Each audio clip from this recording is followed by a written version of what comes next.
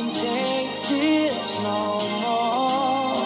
I can't get enough of you, but I can take this no more.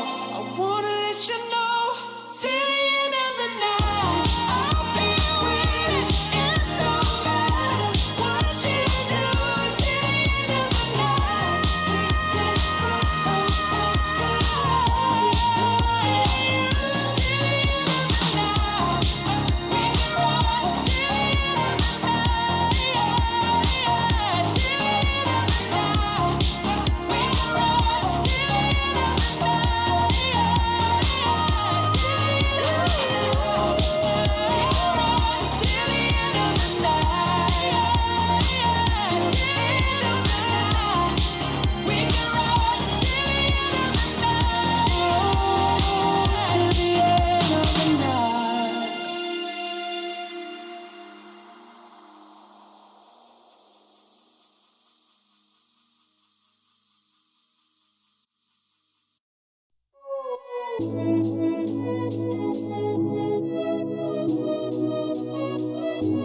It was great at the very start, hands on each other, couldn't stand to be far apart, closer the better, now we're picking fights and slamming doors, magnifying all our flaws, and I wonder why, wonder what for, why Legal. Oba, vamos lá então. So let's begin. Bem-vindos, todo mundo que está assistindo agora o Esports101. Aqui, nosso propósito, nosso programa, se você está caindo de paraquedas hoje, é trazer essa conversa divertida, informativa, para você que está querendo ingressar no mundo dos esportes. Aqui, nosso objetivo é simples, é criar conexão de você com os profissionais que já trabalham nessa área, que você vai encontrar entrevista com pessoas de diversos departamentos, né? Nossa última conversa foi com a Branca Galdino aqui, a rainha do PR. Já agora, hoje é especial, porque a gente tem o primeiro convidado internacional que vai estar aqui com a gente. Eu vou falar um pouquinho sobre ele, espero que vocês gostem, porque, assim, hoje vai ser recheado de informação por aqui, galera. Bora lá. Nosso convidado de hoje foi um atleta profissional de CSGO, se tornou jogador profissional de pôquer. Depois ele saiu do mundo dos esportes, foi artista de gravação, fundador de startup e hoje ele é nada mais, nada menos que diretor de operações da icônica organização de esportes Ninjas e Pyjamas. Bem, nossa conversa vai ser em inglês hoje, então já aperta a tecla SAP aí, vamos lá. So, he was a Counter-Strike pro player, turned a pro poker player, then recording artist, turned the startup founder. Now he is a director of operations at the iconic sports organizations Ninjas and Pyjamas. Welcome to Jonas Gundersen. Thank you. I made a brief introduction, but it's even better if you introduce yourself. So tell us, who are you? Where did you come from? How old are you? Yeah, thank you for the great introduction. My Portuguese is not fluent, but maybe it will be one day. So my name is Jonas. I used to be a professional Counter-Strike player in 2003, 5, 6-ish, way back then, where we played the first Counter-Strike 1.6 and I traveled the world there. So I was part of the first wave, you could say, of professionals, which was a lot less lucrative than nowadays, but we did it. And then I quit esports in 2007. And then since then I was a professional poker player for 5 years, which a lot of gamers did. A lot of people moved from that. And then I spent the last 15 years or so in tech entrepreneurship. I scaled a couple of startups, built one my own, did a lot of software and brought that to market. Lived a bit in San Francisco and Silicon Valley. Did record an album, as I heard you mentioning that. I did record an album as a musician in between all of it. I was a musician my whole life. But then I got into esports again, I think 4.5, 5 years ago now. Even though I was doing well in software, I think esports still has a very dear place in my heart.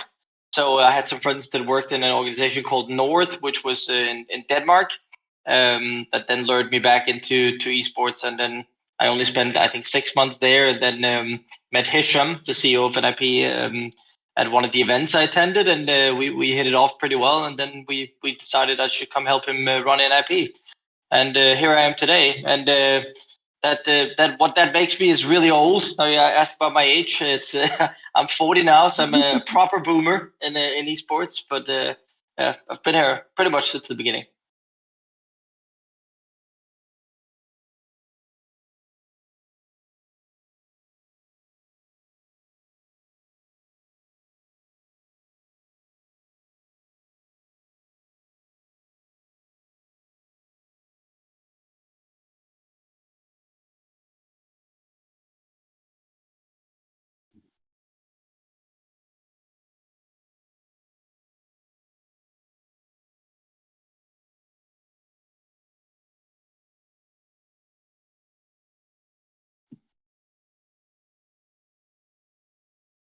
Yeah, I think the role of a COO is it differs a lot depending on which industry you're in, right? So some places a COO can be very, very, based on finance and the financial operations of a company and a lot of the processes and all that stuff. I think the way we've divided it in NIP is that there's two functional areas that are really important to an esports team, which is the commercialization, the monetization of esports, and the actual esports operations, because that's the product. You have to run teams. So generally, while I am a COO, it's more like I'm a senior, just like Hisham in that sense. Of course, he's the CEO and calls a lot of the shots, but we work in tandem, where I then oversee primarily the esports side of it and the commercial side of it, some of the people operations. So while I do have some touch points into the rest of the organization, of course, it's really about focusing incredibly much on making sure that esports keeps getting built. We keep getting better. We keep, building for the future, making sure we can keep performing for the next 10 years, and then making sure we have enough money to keep the lights on. And I think, expanding on that, it's like, how does a day look? It's no 2 days are the same ever. And it's I think that's what I like about the job also. But what it's like, I have a long background in tech startups. Like I said, when you do startups and scale ups and like yourself, new projects, there's so many things you have to do. It's very hard. You have to, every day something breaks. You have to try again. You fail. Then you get then you get some success, and then it goes up and down, and then all that thing.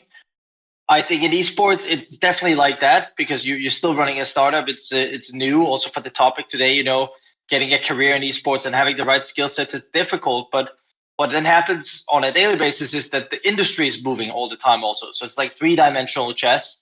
They have to do, like, you're building the industry. There's a whole team coalition you have to be part of, which is like, what's the political game there? Also, how we evolving together so we can make leagues that people want to watch without bankrupting. We all fight for the same sponsors, kinda, depending on the region and stuff like that. And then you have the whole product, which is performers, right? People that have to perform on a server. And then you do it in, I guess, 5 different regions of the world right now, in 9 different games that have different, variables in it. It's a terrible idea, actually, running an esports team when I think about it. So I guess my role in general, I spend the majority of my time leading people and trying to inspire people and educating them and giving them the right tools to solve the problems themselves. And then, of course, I do a lot of hands-on stuff on esports in terms of roster management and all that. But I think hiring and empowering and helping the people we have is a big part of my role. And how many people work at NIP currently? It's so in the operation, without players in NIP, we are roughly 40, 45, something like that, with the Chinese part of that also, because we have a League of Legends team in China. With players, we're probably over 100, right? So with players and team around the players, it's over 100. And then we merged with ESV5, which is like the Chinese counterpart. So they have a ton of mobile gaming within eStar, etc. So the whole group is actually over 400 people. Wow. It's really, really nice. Yeah, just Yeah. completing the question. You said like 9 teams. Is League of Legends, CS:GO, Rainbow Six? I don't know the Fortnite, Fortnite. Rocket League, we have now. And then so we have multiple teams. We have Valorant also, right? A game changers team. And some of them we have multiple in. For example, in CSGO, we have the Impact team, which is our female team in Counter-Strike. And we also have an Academy team in Counter-Strike, right? There's a League of Legends Academy team in China as well. So it's not unique games in that sense, but I think we're in 16. We have 16 different teams across the board right now. If I can remember, yeah. We maybe have more. It's getting so big so fast. Nice. Looking back in your own life, how did you get into the amazing world of gaming? Did you play games in your childhood? Yeah, it's like we touched on. I'm old, right? So I was there when the internet came around. I think if I go way back to my gaming, it's internet came, like consumer internet came to Denmark, I think in '96 or something like this. And at that time, my dad worked in computers, and so we had a computer, like some of the first computers then, and we were some of the first to get internet, like as part of some of that. So, and I was always like sort of, he played computer games also, so like really old school games that no one can even remotely remember at this point. This is like Commander Keen and stuff like that. I don't think anyone watching this would know what that is. And then when we got the internet, I got hooked on playing Red Alert, which is like Command and Conquer, Red Alert online, and then Diablo, the first Diablo actually. I played that a lot. And then I think gaming just, I don't know, I just found something in it that even though I'm a weird combo, like normally I think gaming is, a lot of people found sanctuary in gaming. They found a place to belong, which is all the stuff I love in gaming. People that don't fit in somewhere else have found similar people on the internet where we're allowed to be super nerdy, all of us, and it's okay, which I love about gaming. But I've always been a weird combo where I was fairly good at football, like and played a lot with my mates. I was also fairly good at music at that time, and then I was a mega nerd also. So I was always sort of hovering in between all of it. But I really bonded with all the nerds, the ones that started fidgeting with computers also, and I really liked it. So I don't know, it just stuck to me, the whole internet and meeting people from across the globe. And I guess I'm a social guy also, so it's yeah, I think it was that, getting into it, Red Alert, and then early LAN parties playing Quake, the first Quake. Again, I don't know if you guys know Quake is which amazing. game that. But these are old games at this point, right? But it's I guess the dad into that, and then the internet coming around in some of these early communities. There's so many games. I love games. It was great. And we can see in your LinkedIn that you have worked. It's normal because you come like from the beginning in the sports in like corporate companies, like which is not from games.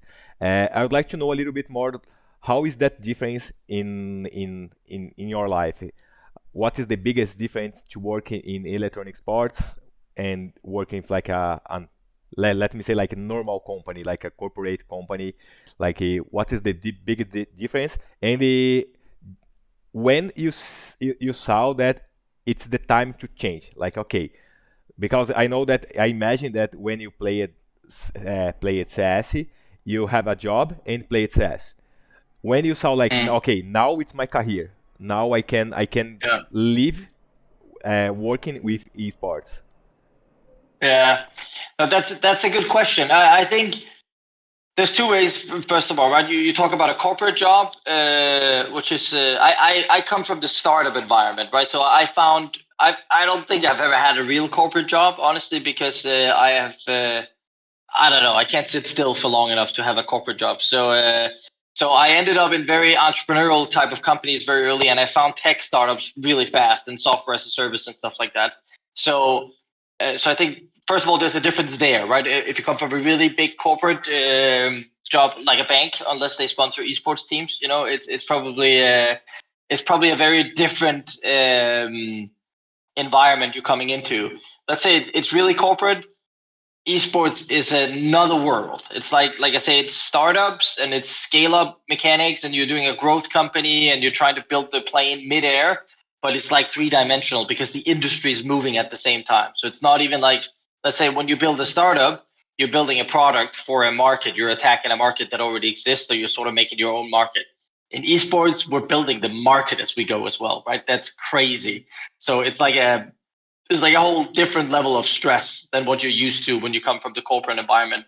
And I think there's similar industries right now. I think to esports, I think blockchain and crypto is very similar to esports at the moment. It's it's a lot of my good friends work in it, and we spar. Like, it's the same operational challenges you have in it right now. And I think some early stage tech markets has been the same as esports. The difference being here that esports has such a heavy consumer facing angle, right? That it's in the mainstream eye, it's entertainment at the same time. So I think that just propelled it so fast into something that everyone expects us to be really good, really fast in an industry, and we're all like, what the fuck are we doing? We're just trying to figure it out at the moment, right? So I think it's, I think with that, like, if I was to compare it from coming, let's say, fairly established startups that I've been a part of to esports, I think it's very chaotic, like very chaotic. It's very, you got to be really resilient to be in it. You got to be really good at shutting off, taking a break, trying again tomorrow, kind of thing, right? It's really volatile. Yeah, and you also played poker, and you work both too, right? Yeah. How is to be in this universe of poker, and how can you connect the gaming universe with the poker universe? Did it help something in your career in sports? Yeah, no, I think like without getting too sentimental, I really think I found my shelf right now. I'm in a very fortunate position that I really feel comfortable running esports at this pace because of all my past experience. Right, I've been a gamer. I know the space from the competitive side. So I know esports, but also I've been on the stages. I know what it feels like to royally fail a semifinal in Korea in front of 3,000 people, and it was my fault. I'm still haunted by that. That was in 2003, by the way. So I've tried that, like looking stupid on that. And then the poker, in terms of that, I think I will get into the specific answer in a second, right? But because the poker definitely, there's so much to learn from that. And then all the tech startups I've had in how you scale people operations, how do you scale business processes. I feel like I have such a mesh of understanding of how this space works right now. I have so many experiences I can draw on every single day where you're trying to, okay, how do we build this process? How about, I don't know, a bit from here, a bit from here, a bit from here, and then I can come up with something. I think that's good. So in terms of poker specifically, it's one thing. I took it with me into my sales career also, right? I worked a lot in sales, and I think the thing I like about poker is that if you dumb it down, poker is a game about incomplete information and making the best decision possible out of incomplete information. I don't know how familiar you are with poker, but again, it's very simple. For those that know, we have cards. Mario has cards. You have cards, and then something happens. You bet. Someone raises. I know who you are. I have an impression of you. You have this many money in your stack. I can't see your cards, of course, but there's so much information you can get. And then some cards come down, some more actions happen, and then you get like this. Let's say every hand you get this little puzzle, right, of 16 pieces of information that you piece together. And then what you learn is you piece it together and say, based on this, I'm probably right 70% of the time. You're never 100% right. You don't know because it's incomplete, because I don't know what cards you have. And then you get really smart at saying, listen, I'm going to go with it because I think I'm 70% right. But that also means that 30% of the time, you're just going to lose because you were not right. But over time, if you're right 70% of the time, enough times, you're going to win. And that's the whole game of poker. And I've really taken that to me in terms of resilience, right? That's the ability to reset every single round and say, was my logic correct? Did I analyze it correctly? Did I have my emotional state properly ready to make the right decision? And then you lose and they're like, okay, whatever, try again. I think that's one of the biggest things that I see in poker, that it's like process, and analyzing a problem and just crunching a problem like as best as you can, learning from it and going again. And that's really helpful. And then I guess finally not dwelling on the result. So a result can be what it is, but you have to go again, kind of thing. So I think this is like the best part of your career in general, because you are like a poker athlete, and because of that you learn how to read people in situations and start over all the time. It's basically almost the same of Counter-Strike, you know. Every round is, 100%. yes, it's round by round. If you don't have like a tough mind, like good emotions, everything's go down, you know. Yeah. This is something that I really like in your career, because I think the hardest part for me when I play poker is don't make like a smile face or a happy face when I get good cards, and this is something that you have to manipulate for be a Sure. good pro player, you know. My question is not is anything about that. It's more about like, what was your biggest joy and your biggest sadness when you say about esports? Like a moment that you say like, okay, this moment I was like really happy, and in this moment it can be, I don't know, a tournament that you won, or I don't know, a bad call that you have, something like that. That's a good question. That's incredibly hard for me to answer, but for good or for bad, because of what I just explained. I think my whole body works like this. My whole mind works in a compound mode, you know, that I try. Like, it's kind of like I just said. Steve Jobs also said it once, like that you don't rest on you don't dwell on your results, good or bad, right? So you don't dwell on a good result. You're like knuckles, and then you go again and analyze. It can be because of variance you had the good result, right? It doesn't have to be because you were good, right? And I think I'm schooled way too hard in that from a very early age. I don't know why.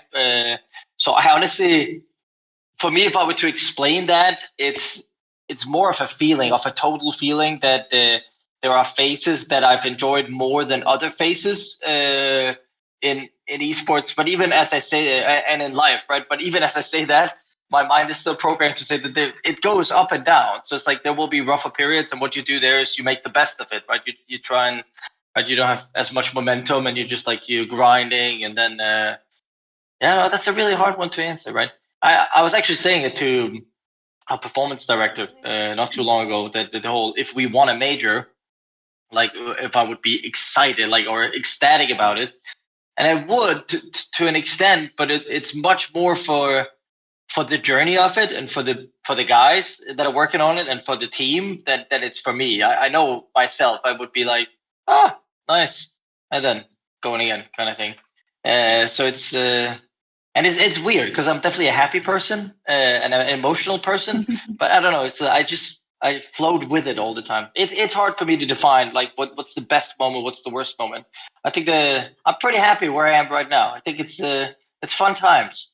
It's I like every day more than the last day, and that's good enough for me. Now I'd like to talk about a little bit Brazil. I would like to know how you see the sports scenarios in Brazil, if you follow some Brazilian team, any league, or is our conversation now is the first contact with the Brazilian gaming culture. No, like Brazil has a big place in my gaming heart, right? I was telling you guys off camera also. When I played in 2000, and I think it's 2005, I'm in Rio playing a private tournament hosted by then, I guess, was it the father of one of the MIBR players? I think one of the guys that owned MIBR early on, I think. Paulo? Was it maybe? Uh, I think it was yes, Paulo, Paulo, yeah. Yeah. He invited a couple of teams down there, and I think we played like an invitational of 8 teams. So we got a paid trip to Rio and stuff like that. And at that time, MIBR and Kogu, especially Kogu, we all remembered Kogu because they were traveling to tournaments, and Kogu was shooting the living shit out of all of us at the tournaments. So that was in those days. And there was something about Brazil then, and I had a magical trip to Rio. Like back then, I was young, right, and watching Rio as a country, and we were traveling so much those days. But it was cool, right, back then. This is, I guess, man, this is almost 20 years ago. I'm so old. It's so long ago. But the world was yesterday. yeah, exactly.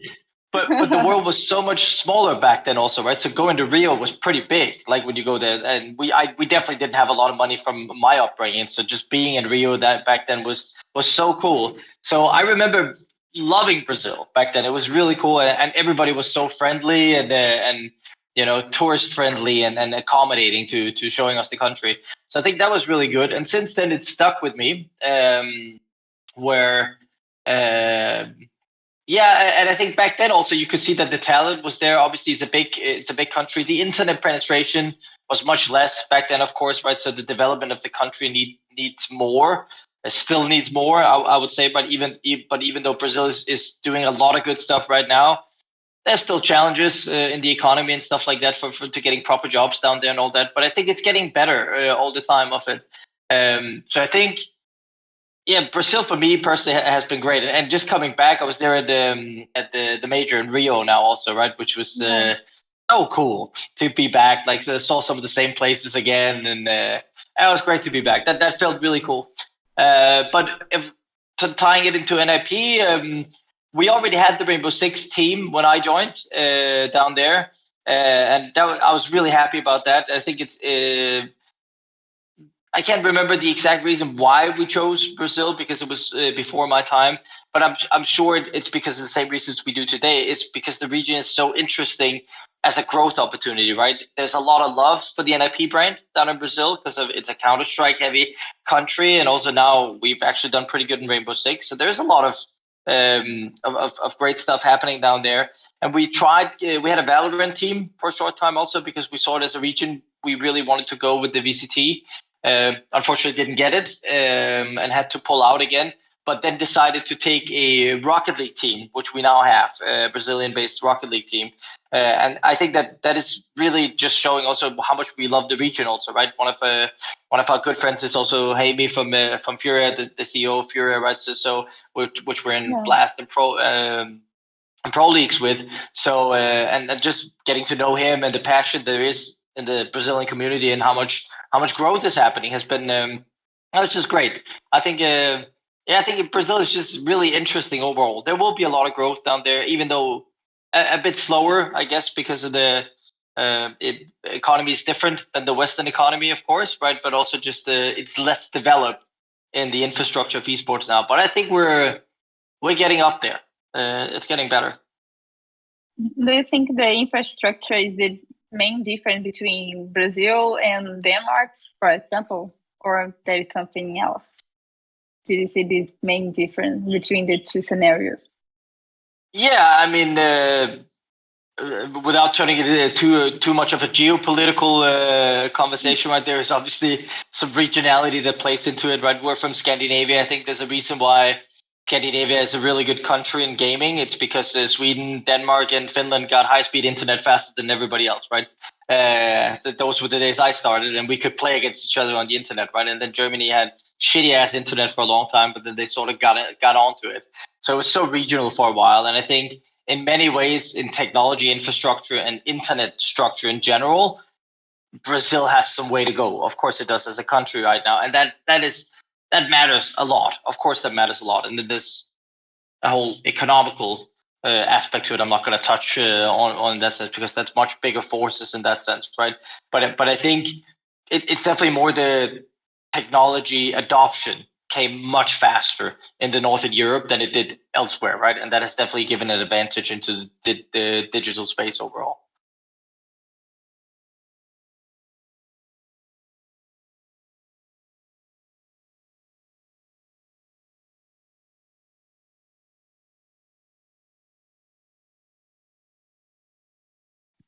Yeah. Yeah.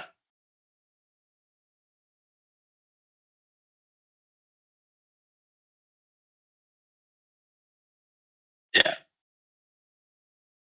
But that was actually That was actually why Paulo did that in the first place, right? Way back then. I think he was probably pretty well off, as I remember it, right? Did not lack for money, but that's why he did it because sure, he wanted to spend some money, but it was actually out of love for gaming and bringing some of us Scandinavian teams to Brazil to practice and play against MIBR. So we were down there, also coming into boot camp a bit with MIBR in their cafe where they played at. So it was actually a way for him to do that in that sense. And I think they also, a few times, they stayed longer in Europe when they were over there, so they had more access to better practice, right? But that's 100% it, right? We just faster were able to play against Okrana and Finland and Astralis. They were Finnish Astralis back then. And then we could play against each other so much faster. NIP, SK, Spirit of Amiga, the Titans, whatever we were called back then, Team 9, right? It was much easier back then in Scandinavia to play against each other. We have a question for the former public. You have already answered like part of the question, which was like, what was the similarity between poker and the business in the esports scenario? Do you want to complete something, say something about that? You say I already answered it, or is it does the question want me to elaborate? Yes. The question, it was from our public, but you have already told a little bit about how was your life in poker, in business. I think, yeah, like I said, it's I think it's similar to a startup in general, like when you're starting a project in general. It's similar to you guys, right? It doesn't matter if it's a non-profit for now or you're setting out on any venture and you're trying to create something, right? I think there's similar mechanics in a startup as there was in poker, as there is also in competition, I guess, right? And for me, what the similarity is that you get taught how to make a thesis or hypothesis, try and execute it, probably fail, analyze it, and go again, right? Or win or fail. Like it's like testing. It's like, hey, how did that go? Good. Okay, interesting. Why? Let's try again. How did that go? Shit. Okay, interesting. Why? Try again. That's what you do. Like also in competitive gaming, like let's say it's on the server with our teams, it's the same, right? It's like, okay, Counter-Strike has rounds, right? Rocket League has gold. League of Legends has, let's call it fights, like the team fights. There's always something to learn from interactions. It's like this constant reset of not getting knocked out. It's like, oh my God, we had a horrible, I don't know, we had 2 horrible deals, not go through in commercial. And you're like, instead of crying, you're just going to have to stand up again and keep going. So I think it's very similar to, like I say, startups. And yes, you can definitely translate into the server, which is that's a whole different topic I could get into. But on leadership, like future of leadership, future of corporate work, how much that translates into some of the good stuff that gaming and performance have taught us, right? How much we need that in the next 10 years of leadership, like this ability to just keep going, not all these big projects, iterate fast, all that stuff. Now you have to be going on all sorts of directions here. But I think you learn to just constantly keep going. Don't dwell on it. Be smart. Never give up.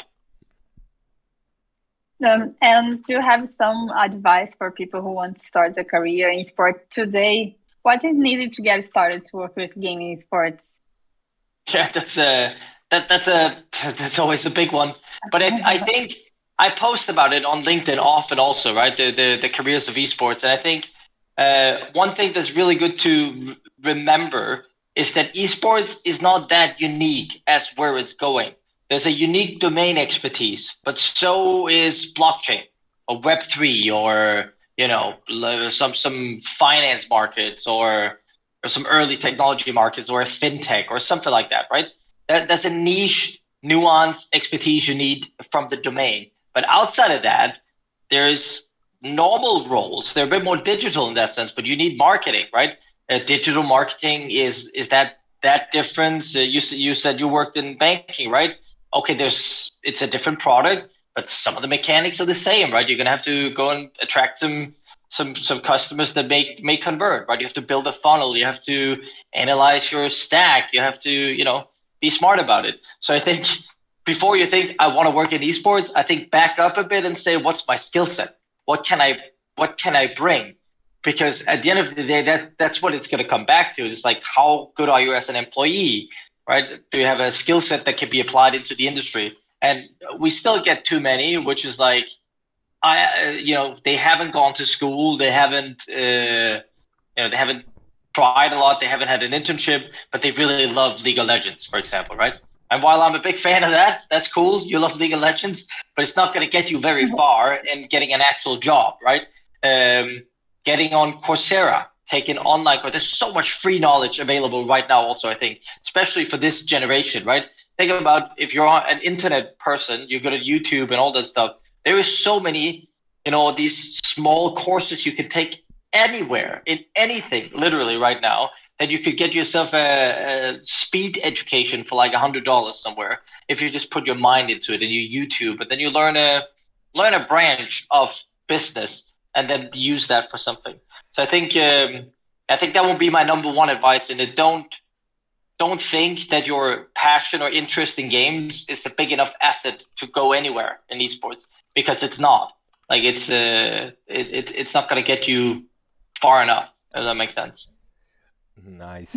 And just like implementing your answer, nowadays you have like so much information, like so many podcasts, like our podcast, Like our podcast. our podcast. You have like, for example, I told you about the EG, like Evil Genius. They did like a program to help people who want to start. All the time, like companies, like big companies, are doing some programs to help people, to show people how to do things.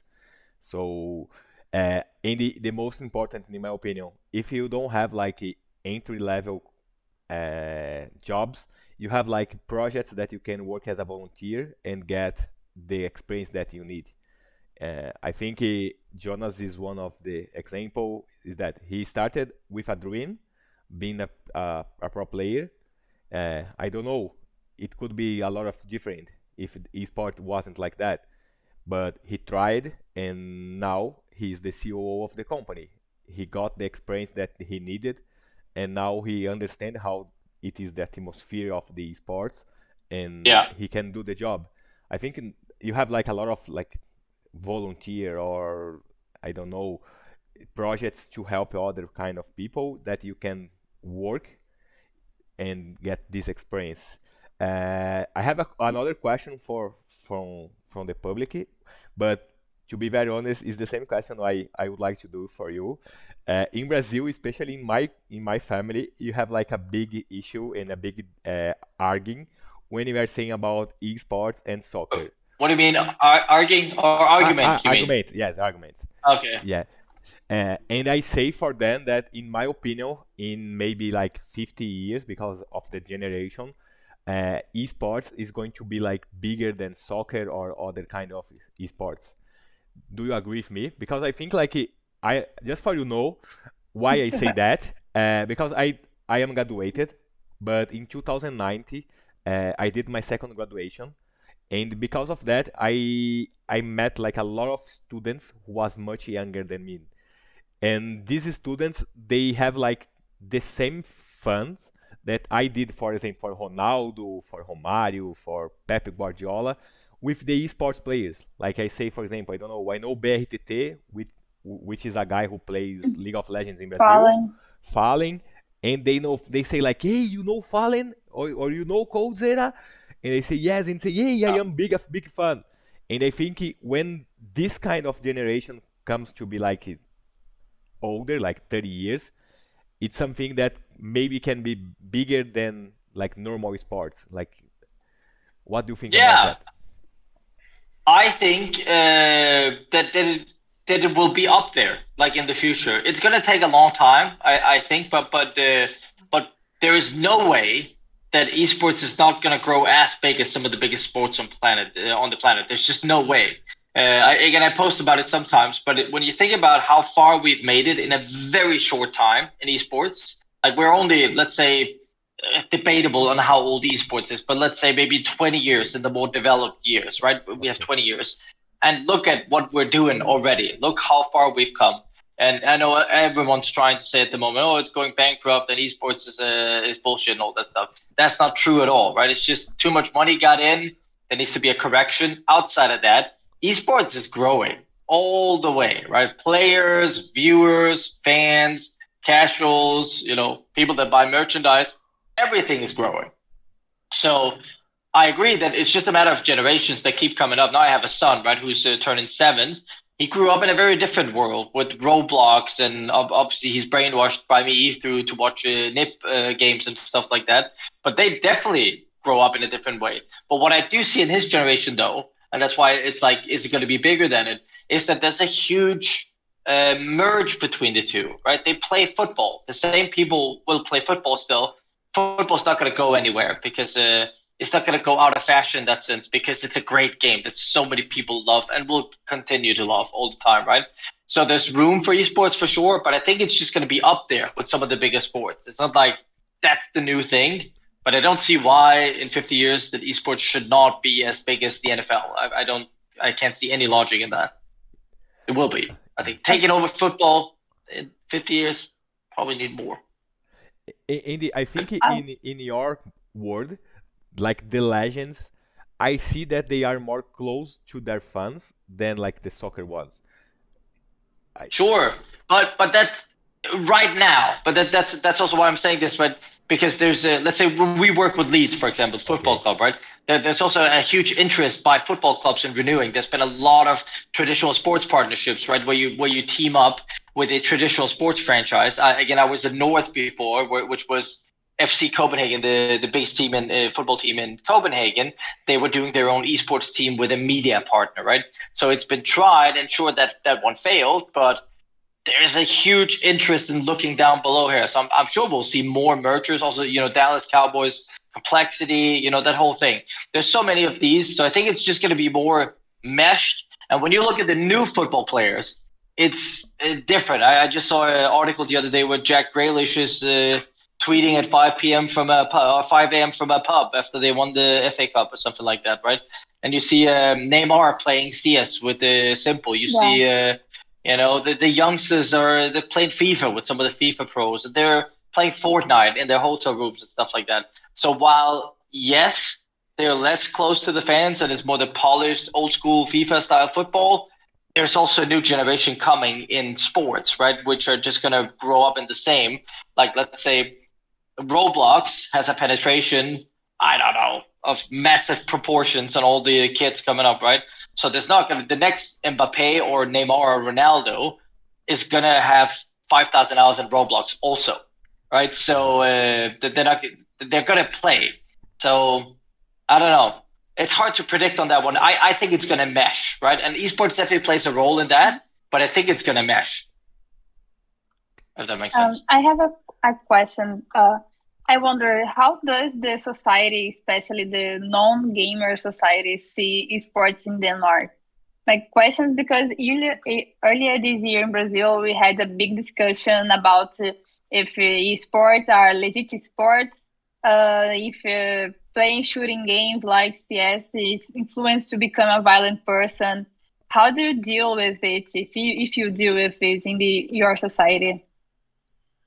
I think Denmark is incredibly far ahead as a use case. Again, internet penetration from the early days. I think out of the Nordic countries, they'll probably hate me, my Nordic fellow Nordics here. But I think we are more progressive to new ideas sometimes than our counterparts up here. So Denmark is a bit faster on adoption of new things, and our counterparts are also very modern. But Denmark is a bit more rowdy. That means that we've been more open to the shooting games and all that stuff faster. We got past that. So we've always had a big and good legacy of gaming, especially Counter-Strike up here.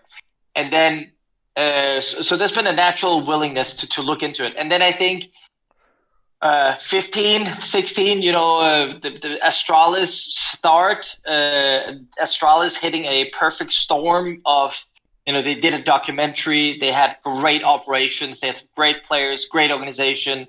They win a major at the end of that documentary, launches that into Denmark. If you guys haven't seen it, it's a Danish one. Great documentary, by the way. But and then they win. I think it's the Atlanta one in 17, or I can't remember. And then they keep on going to be the best team almost forever in CS:GO, right? Debatable, I guess, for you Brazilians, because there's the fallen eras. But but that happened, and that just put Denmark in such a spin where everyone was into it, and they were so good, still are today. Astralis, I think it's very impressive what they're doing with the brand here. They're really good at bringing that into the mainstream. So we have a TV channel showing Counter-Strike now. We had the Prime Minister out in our biggest tournament, standing there on stage and rooting the whole thing on. And there's an esports strategy, and there's esports clubs and stuff. So I think in Denmark we are incredibly progressive in regards to that. Incredibly progressive. So I don't even think it's a topic anymore, whether or not. I guess somewhere with people's like, they eat pizza and drink Coca-Cola all the time, but it's getting less and less. I think with that. Just for you know, she asked that because you have like a issue with like our president. Our president used like this argument that say, hey, you are getting more dangerous and you are getting more violent because they are playing like a lot of games like Call of Duty and Counter-Strike that they have to kill everyone. And because in Brazil sometimes it's just like saying something for my heart. When they don't know how to solve a problem, they just find something to use as a problem, you know. Then they don't know how to solve the problem that it's dangerous in Brazil, and they say like, hey, it's dangerous because they are playing games that they are violating the games. So no, but it's funny, that whole thing. Go ahead, Mary, sorry. No, I just complimented. Unfortunately, we had a massive shooting in a high school here in Brazil, and our president related to shooting games, and this became a mess. That's rough. Yeah, I think that has been, like I said, I've considered myself OG at this point when I've been in this world, I guess, for 20 years or something like that. And it has happened before. There was was it 10 years ago or something? I think was it one of the not GameStop, it was one of the big Walmarts or something.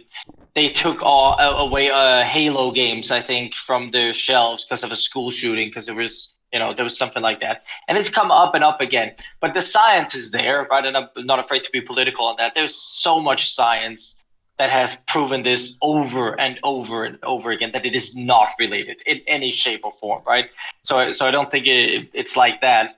But I think it gets better. I think that's the way to see it. I'm actually going to Singapore on the 19th for the Olympics to meet with some of the people down there from the Olympic Federation, and then watching the Olympic Games, which is obviously I don't know if you followed it, but it's a very weird Olympics when you look at esports and the games that they're choosing.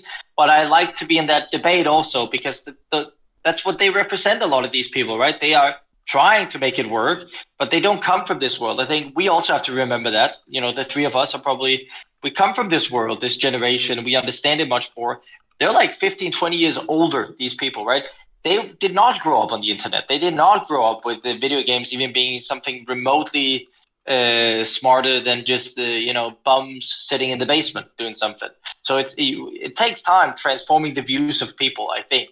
So I'm excited about the Singapore thing and the Olympics overall, actually, because it's the start of a dialogue, I think, about how does it fit into the traditional sports landscape, right? Is it a sport? Is it not?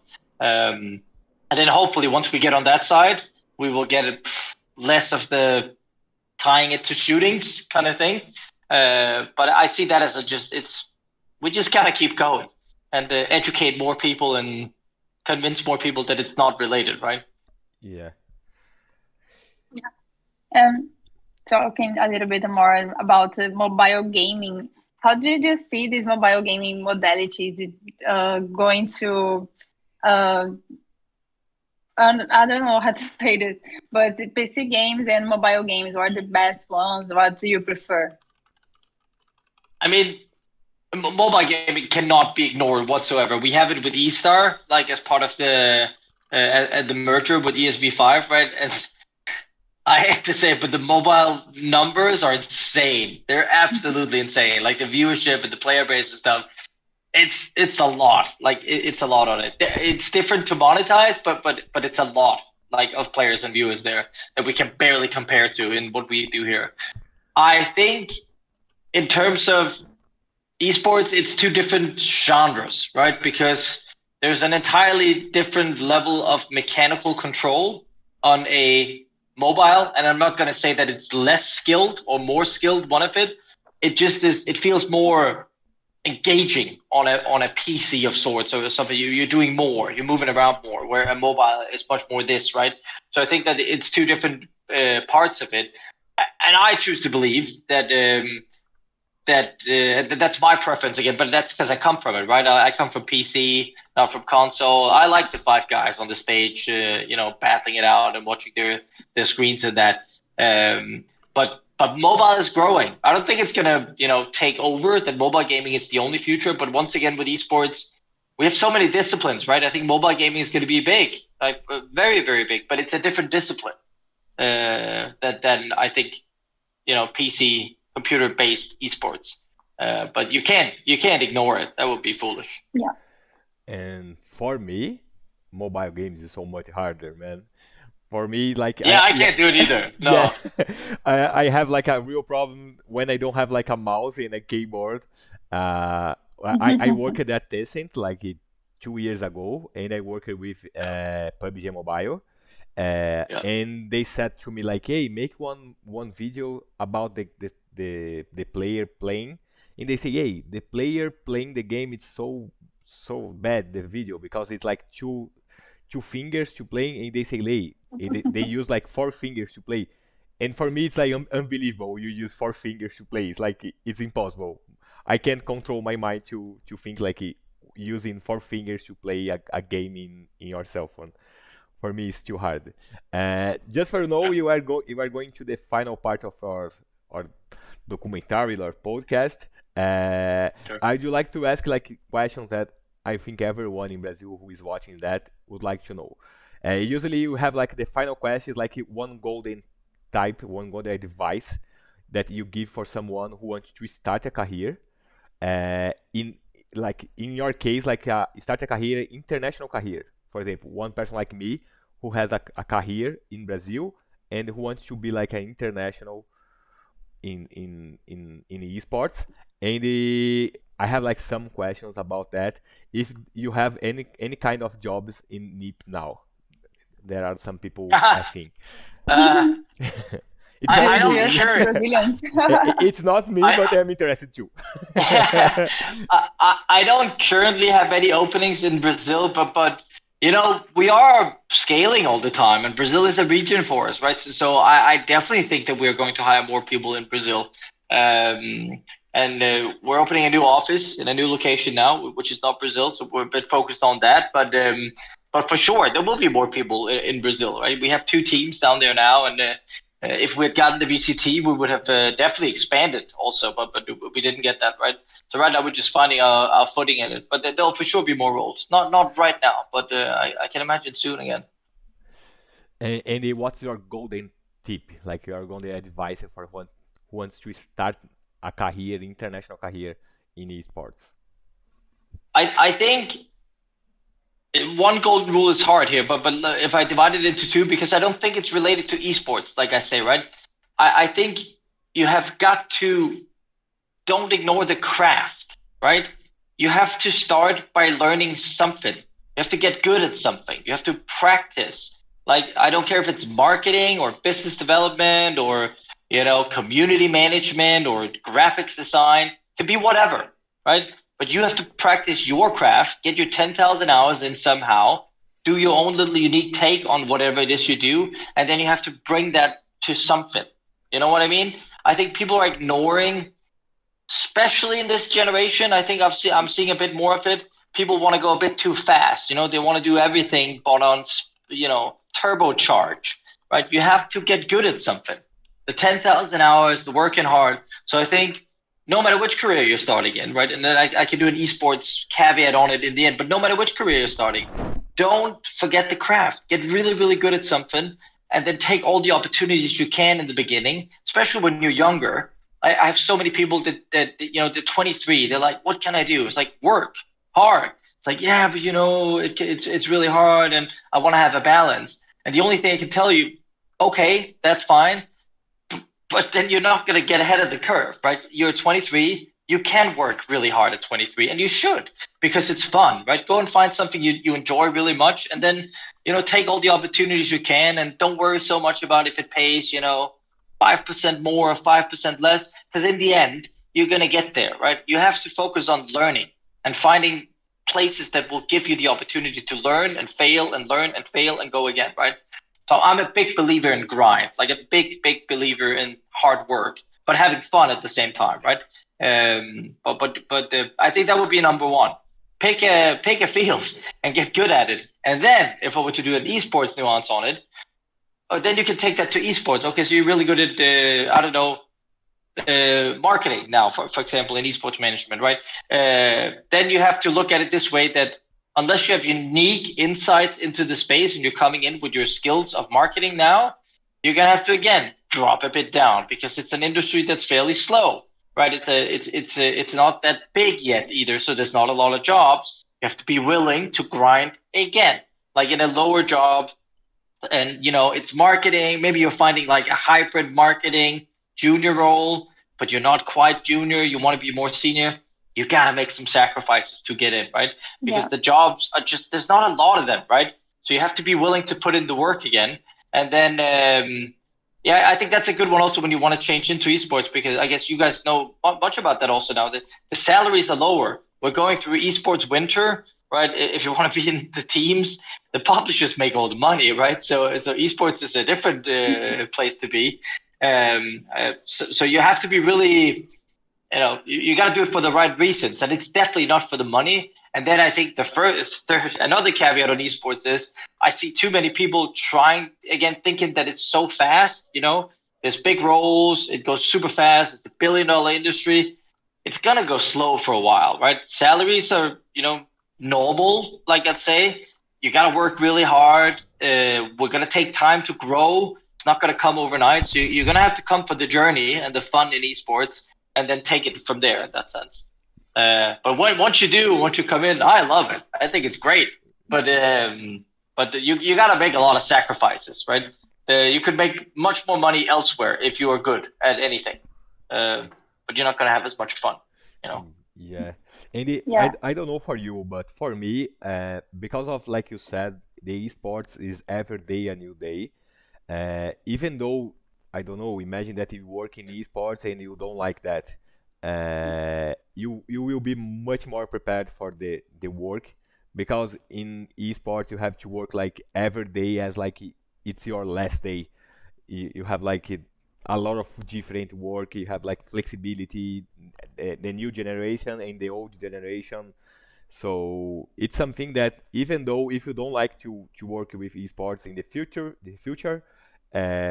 you will be like much more prepared after you work with esports. I don't know if you feel the same. Yeah, for sure. Like it's I think that's what I've been saying today also, like the resilience needed. And I think that's what I come back to on poker, on competition, on startups and everything. I think also the future of the world, like in other corporates, the resilience that you're going to gain from understanding that you can take a lot of pressure as long as you learn how to deal with it. You as an operator you can just take a lot of pressure on it, right? So I think if you succeed in esports, you'll go to, I don't know, a crazy environment like Formula One and be like, this is slow, which is crazy enough in itself. But yeah, it's a good way to graduate, that's for sure. Yeah. And also, I think a golden tip is to learn English, right? It's helped me a lot in my career, and now talk to you, and it's really helped. So I have 2 more questions from the audience. So Sure. how many people work for NIP here in Brazil? And is there any difference between Brazilian and Danish professional regarding skills, personalities? Brazilian is more cool. I hope we have 2 in the operation, a bit more around the teams, right? But we have 2 key people in Brazil, which is Andre and Alvaro, Andre and Alvaro down there, which I assume they're going to hit this point, so I can't praise them too much. That we're going to think they're going to never leave it. No, but they're great. Like we have 2 really good people down there that handle all the operation on the teams. Alvaro is more in the digital marketing side, and Andre is much more of like a country manager type. So we have those two, which have represented us for a long time. And the difference that they're really good, both of them, like exceptional operators. And I think if I were to say like esports people there, they really embody a lot of it, right? Where you have to be willing to do work across the board, even though you have a skill set, right? You need to be a generalist in so many roles in esports, right? And they really do that. They can fill a lot of roles on any given day. In terms of, I guess, personality, are you asking about like the corporate personalities of Brazilians versus Danes, or what do you mean? Mari? Oh, I don't know. No, she asked like Hello? if you have like any kind of personality in Brazilian that you don't have in Yeah, but is Denmark. that what you mean, right? Yes. That I compare them. Yeah, yes. the difference between the professional, yeah. I think if I were to say like a big surprise, Brazilians are a lot more emotional than Danish people are. So there's a lot of fire in Brazilians, which I like personally, right? Danish people can be a bit laid back in that sense. But then I think that there's Danes are pragmatic and process driven. Like in this context, we would be. But Danes and Brazilians actually work pretty well together because we're both very straight to the point. Like Danes are very straight to the point. Brazilians are very straight to the point. They don't beat around the bush and anything. And then I think something that I admire Brazilians for, from the ones I've met in my life, loyalty is incredibly high. Empathy and loyalty towards family and your friends and stuff is incredibly high in Brazil. So once you have a friend group, every Brazilian I've met ever are very, very loyal to the people around them and the people that they like. And I find that amazing. I think Alvaro and Andre are two very great empathetic people also, where that really shines through. So that I like, where I think we're a bit more fragmented in Denmark, and that I could wish for a bit more Brazil there. But I think to highlight it, it would be a bit, process, pragmatic on the Danish side, a bit more logical, where Brazil is a bit more on the emotional side, but they get as far with that because it's, they do it by passion. Yeah. And yeah, I like Brazilians. Have fun. Thank you. Really nice. So I want to thank you very much for your participation, Jonas. It was very rich in information. You are a really reference for us. So congratulations on your work in NIP. So you would like to leave a final message for us? No, I'm just happy to be here. Like I said, sometimes I just say yes to helping out new projects, no matter who they are, because everybody needs a hand sometimes. And I think your project is cool, right? Just a couple of people trying to spread the word, spread the knowledge, spread the love, and try and make people smarter. I'm all for that. So great job, you guys. And I'm happy if someone gets motivated by this, then hey, that's all we need. Thank you very much. So thank you, obrigada a todo mundo que participou, que assistiu aqui com a gente. Você pode procurar o Jonas Gundersen lá no LinkedIn e, enfim, a gente vai continuar aqui com o nosso programa. Toda semana a gente tem um convidado especial, então fique aqui com a gente. Não deixe de seguir o canal e seguir Esports101 em todas as redes. Eu sou a Mari, fico aqui por hoje. Um beijo, até a próxima. Thank you, Jonas. Thank you. Bye bye. Bye.